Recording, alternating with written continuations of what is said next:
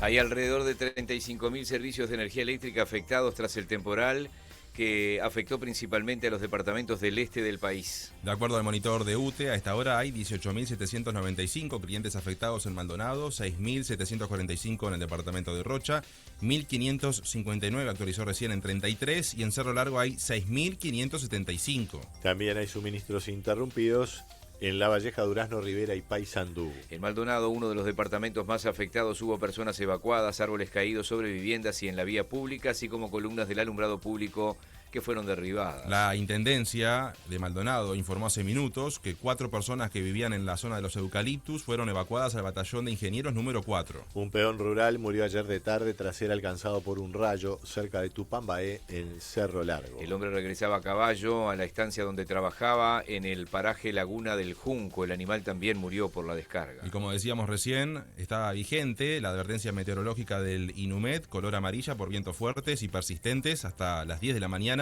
Esto es para el sur del territorio, parte de Montevideo, Canelones, Maldonado y Rocha. El Poder Ejecutivo había decretado ayer una alerta rojo que comenzó a las 21 horas y culminó a las 4 de la pasada madrugada en la franja costera, desde el arroyo Pando hasta Rocha, y con una franja de 20 kilómetros hacia tierra adentro. La Junta Nacional de Emergencia se reunirá a las 11 de la mañana en la Torre Ejecutiva tras el temporal que afectó al país. En Melo, la tormenta provocó el derrumbe de parte del muro perimetral del Estadio Villa. De todos modos, este viernes a las 7 de la tarde se jugará allí el partido entre Cerro Largo y Juventud de las Piedras por la primera fecha del clausura. Con una reposerita y un mate y lo ves en directo, ¿no?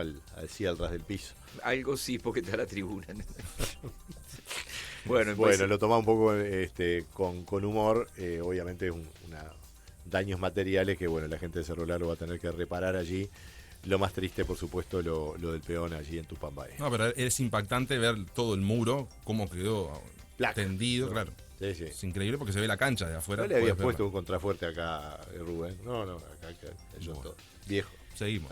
En Paysandú, rachas de más de 100 kilómetros por hora provocaron daños en el norte de la capital departamental. El temporal voló techos, derribó árboles y columnas del tendido eléctrico. Los organismos de emergencia también mantienen bajo vigilancia la creciente del río Uruguay. En Canelones, el temporal inundó zonas rurales y afectó viviendas, cultivos y animales. En Santa Rosa, el arroyo Canelón se desbordó cerca del kilómetro 45 de la ruta 33. La rápida crecida obligó a productores a ingresar al agua para rescatar animales. En Fray Marcos también hubo bastantes daños, zona de Florida, cerca de esa zona del noreste de Canelones, con no un tornado, pero mucho viento que levantó algún techo allí. Bueno, salimos del ciclón, vamos a otros temas, Nicolás. El gobierno presentó una demanda civil contra el astillero español Cardama, esto luego de rescindir el contrato para construir 2 patrulleras oceánicas. El caso quedó a cargo del juez Alejandro Recarey. Según el escrito divulgado por los colegas del Observador, el Estado reclama casi 29 millones de euros que pagó, más intereses. También exige compensaciones por la demora en disponer de los buques y por el eventual sobrecosto para comprar nuevas patrulleras. La demanda sostiene que Cardama incumplió su obligación de presentar garantías válidas. Una de ellas, por más de 4 millones de euros, fue emitida por Eurocommerce, una sociedad que no estaba habilitada como entidad financiera, y el aval resultó falso. La polémica por las conversaciones con Estados Unidos para recibir deportados aumentó tras conocerse un documento que el canciller Mario Lubetkin no había mencionado públicamente. Según informó Búsqueda, la embajada estadounidense entregó a Cancillería el 24 de julio una propuesta de entendimiento sobre cooperación migratoria. Estados Unidos podría seleccionar a las personas y Uruguay aceptar o rechazar cada caso. Lubetkin había afirmado que no existía una propuesta formal sobre la mesa. El episodio generó críticas de la oposición y malestar entre legisladores del Frente Amplio. El diputado colorado Felipe Schipani presentó un pedido de informes y además reclamó una copia del documento.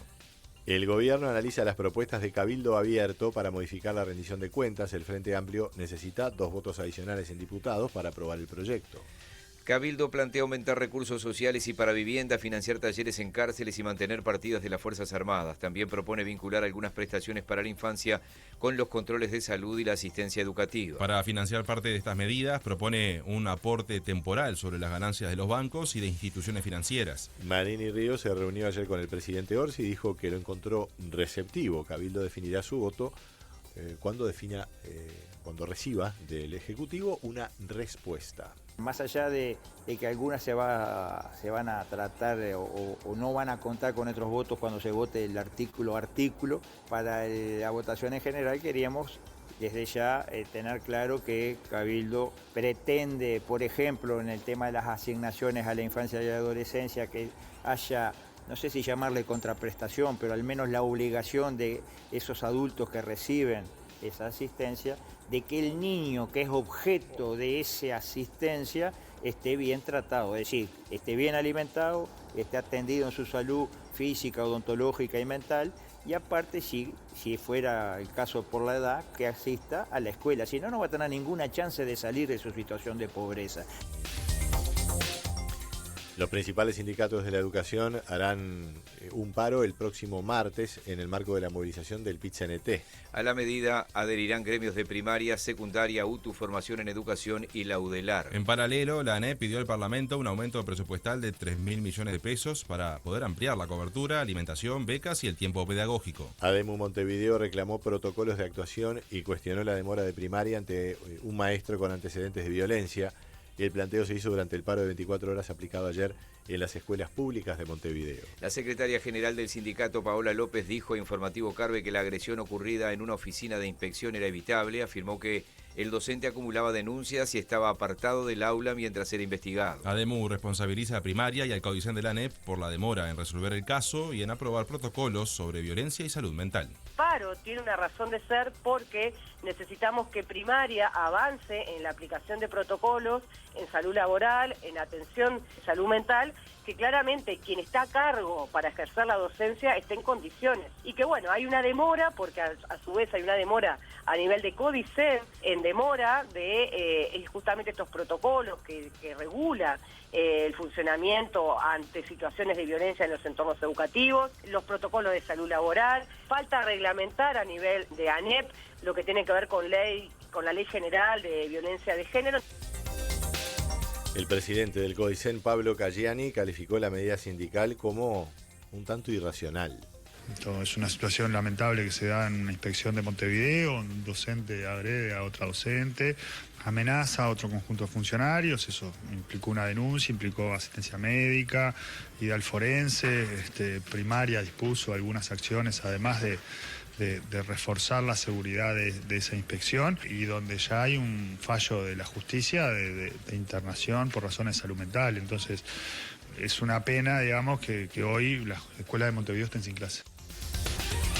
El sindicato de Fábricas Nacionales de Cerveza levantó parcialmente las medidas en la planta de Montevideo luego de una instancia de negociación con la empresa. Hoy habrá una tripartita en el Ministerio de Trabajo. El sindicato espera que la compañía informe sus planes para las plantas tanto de Minas como de Paysandú. La Dirección Nacional de Trabajo informó que ya terminaron de negociar 13 de las 16 mesas de los consejos de salarios con convenios vencidos desde diciembre. Esta fase comprende 70 mesas y más de 263.000 trabajadores. Los acuerdos alcanzados abarcan a casi 71.000 cotizantes y 10 fueron tripartitos. La directora de Trabajo, Marcela Barrios, destacó aquí en Informativo Carve que no fue necesario aprobar convenios por decreto ni hubo un aumento importante de la conflictividad. El gobierno y las intendencias analizan crear un fideicomiso para reparar la caminería rural afectada por el transporte forestal. La ministra de Transporte, Lucía Echeverri, mencionó 2 posibles fuentes de recursos, parte de la recaudación adicional por multas y un cobro por el uso de los caminos. El aporte podría variar según el peso del vehículo, la zona y la ruta para evitar cobros duplicados.